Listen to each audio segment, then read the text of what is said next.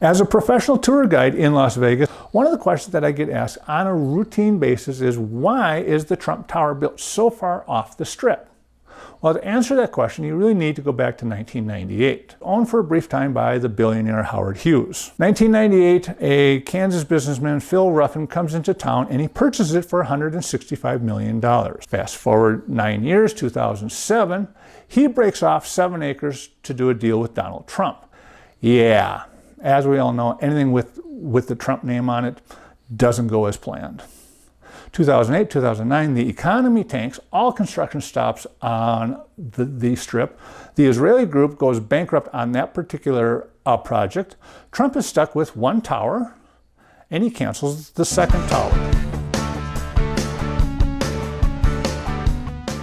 I've always wanted to build a great tower in Las Vegas, and we really did it.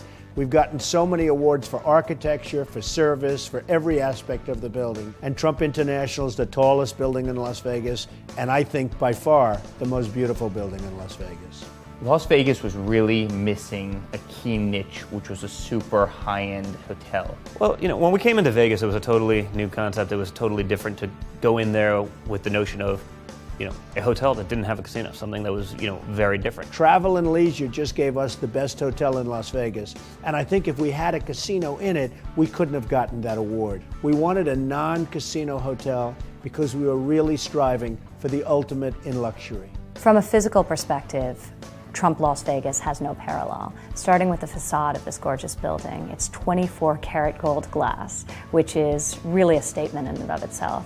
Then you go inside and you have this incredibly grand and opulent and beautiful lobby with gorgeous marble, with incredible moldings, with double height ceilings. Then the elevator. 1998, a Kansas businessman, Phil Ruffin, comes into town and he purchases it for $165 million. Fast forward 9 years, 2007, he breaks off 7 acres to do a deal with Donald Trump. The front 36 acres he sells to an Israeli group for $1.2 billion. That's about $20 to $30 million an acre, and by today's standards, that would be a record amount that will hopefully stand for many, many years. The idea was that Donald Trump was going to build 2 towers. They were going to be condominium high-end timeshares.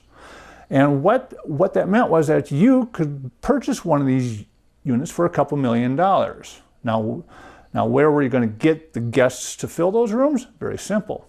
The Israeli group had already leveled the Frontier, and they were going to build a $5 billion resort called the Plaza. Trump's idea was that he would get his guests from there, the high rollers and the whales that came to the Plaza because they knew of the Plaza in New York, and they also knew the name, the Trump. So they would come to the Plaza, they would gamble and they would play and all that, and then once they were done, they would want to stay someplace else. The Trump Towers. Now you got to remember, back in this period there, Vegas was booming. Getting $600 a night for a room wasn't out of the question.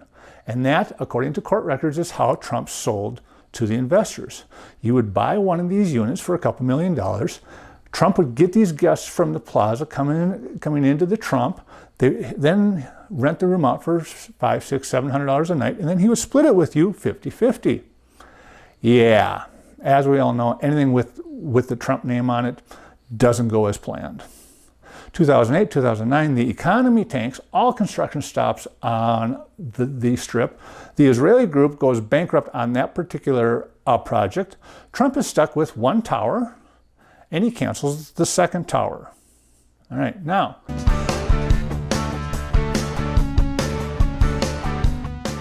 I've always wanted to build a great tower in Las Vegas, and we really did it. We've gotten so many awards for architecture, for service, for every aspect of the building. And Trump bought out the investors after several lawsuits, turned it into strictly a hotel, and again, he figured 5-star hotel. So it's a little bit off the Strip, but it doesn't have the casino atmosphere, which is what he sold, is the luxury without the casino hassle. Problem is people didn't buy it. If you go on to TripAdvisor or Hotwire or wherever, you can get a room there for about $165, $175 a night. Definitely not a 5-star price. So they're both great assets to the hotel and just wonderful amenities for our guests and our unit owners. Aside from having a great project, we have really an amazing partner in Phil Ruffin. He's a great partner, he's a great person. We really have an amazing relationship. Trump Las Vegas is the greatest. We're very, very proud of it. And if you love it, you should own it. And if you love it, you should own it. And if you love it, you should own it. Also, out of the 1,200 units, he sold 300 of them to Hilton Timeshare. So you're going to start to see the timeshare crowd there, which isn't bad, but it isn't what Donald Trump had envisioned, nor is what he's marketing. So it's going to be kind of interesting over the next couple of years as this pans out. Meanwhile, that big empty lot was sold to James Packard, a Australian billionaire businessman, and he's got an idea to build another resort there. Obviously, it's not going to be a 5-star mega resort, $5 billion palace, but it's going to be something. In the meantime, Donald Trump is still stuck with one tower, which was supposed to be 2 towers, and an off-strip location. Good luck with that one.